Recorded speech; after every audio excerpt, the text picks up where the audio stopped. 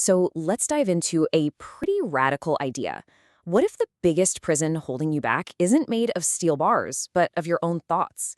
It's a cage you can't even see, built entirely inside your head. But the good news is, there's a key, and we're going to find it. I mean, really think about that for a second. What if all the things that cause you the most stress, the hurdles you feel like you're constantly trying to clear, what if they aren't actually real? At least, not in the way you think they are. What if your own mind is the one inventing them? All right, so first up, the mind's prison. To figure out how to escape, we first have to understand the cage itself. We need to see just how our own minds build it, brick by brick. So what exactly is this mind's prison? Well, it's not some external force acting on you. It's a state of being, a place where our thoughts are constantly manufacturing problems. The core idea here is that reality, just as it is totally fine.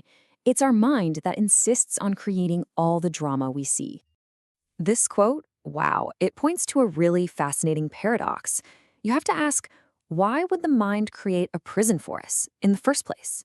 And the answer is, for security. By limiting our energy, our aliveness, our spontaneity, the mind gets this feeling of being in control. It's a trade-off. It sacrifices the wild, amazing experience of being fully alive for the predictable safety of a cage. And this is a perfect illustration of how we stay stuck in that cage. See, we love to think about our problems. It's a neat, clean, intellectual game. We can analyze and dissect and talk about them forever without actually changing. But to truly live through a problem, to actually experience it, that's a whole different story. That's a real journey. It's messy, it's unpredictable, and it will absolutely transform you. And our mind wants to avoid that at all costs. So how does it pull this off? Well, the source material lays out some of its favorite tricks. For starters, the mind just invents problems out of thin air. It projects illusions, like seeing a snake in the dark when it's really just a piece of rope. It builds these little hurdles for us, just so we can feel a false sense of achievement when we jump over them. And the craziest part?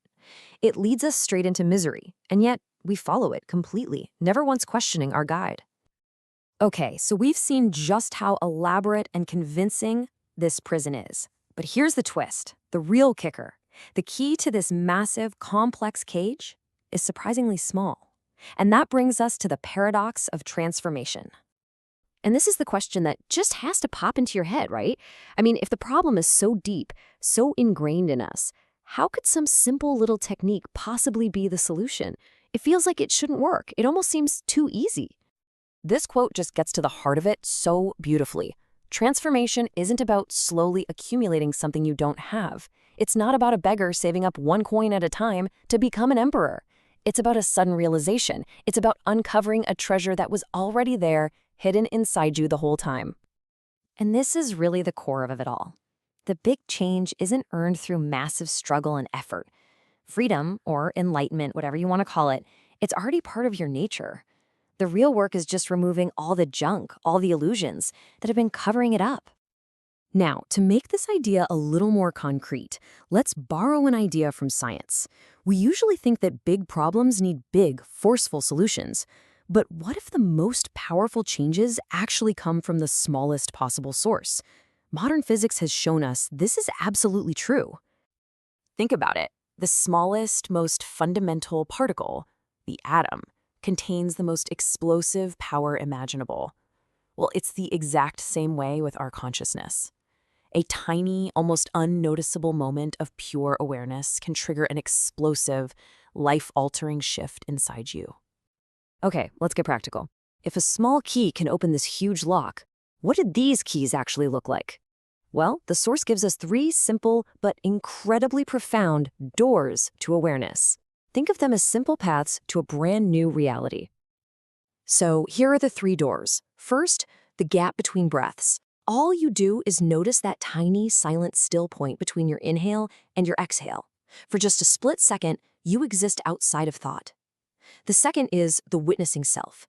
Here, you replay a past event in your mind, but you watch it like a movie. You're just a detached observer, not the main character getting all worked up. And the third is the empty boat, which is all about learning to treat provocations as if they came from nowhere, from an object with no one in it. And this story just illustrates that third technique perfectly. The Zen master Lin Chi was meditating in a boat, and another boat came along and bumped into his. He felt this rush of anger, but when he looked, there was no one there. The boat was empty. So, with no one to blame, he just had to sit with the anger itself. And in that moment, that empty boat led him to enlightenment. So, what's the big takeaway here? These aren't about years of complicated study or difficult, elaborate rituals. They are simple, powerful, in the moment shifts in where you place your attention. That's it. They're very small keys for a very, very big door. So, what happens when you actually start using these keys? What's the big payoff? Well, in this final section, we're going to explore how this all leads to a completely new way of seeing the world. Because the world itself doesn't change. You do. And it's funny, but the first sign that this is working might feel a little strange. You might start to feel like a bit of an outsider, like you don't quite fit in anymore. But that's not a bad thing. It's actually a sign that you're no longer vibrating on the same frequency as the old world of problems and illusions. You're literally getting retuned to a different reality. This quote really captures the ultimate state this awareness can lead to. Life stops being this super serious, high-stakes drama. It starts to look more like a performance, a movie, a show. It's all still happening, but it's not happening to you in the same personal, painful way. And this just lays out the shift so clearly. Before, you're like an actor who's completely lost in the drama, totally identified with your role and all its problems. But afterwards, you become the witness, just watching the show. You become detached from the name and the form, and you finally understand that life isn't a series of problems that need to be solved, it's just a performance to be observed. So this is the final thought I really want to leave you with. If you are not the actor, but the audience, if life really is just a picture show, and you are the witness, what will you choose to watch? What kind of show are you going to allow your mind to project onto the screen?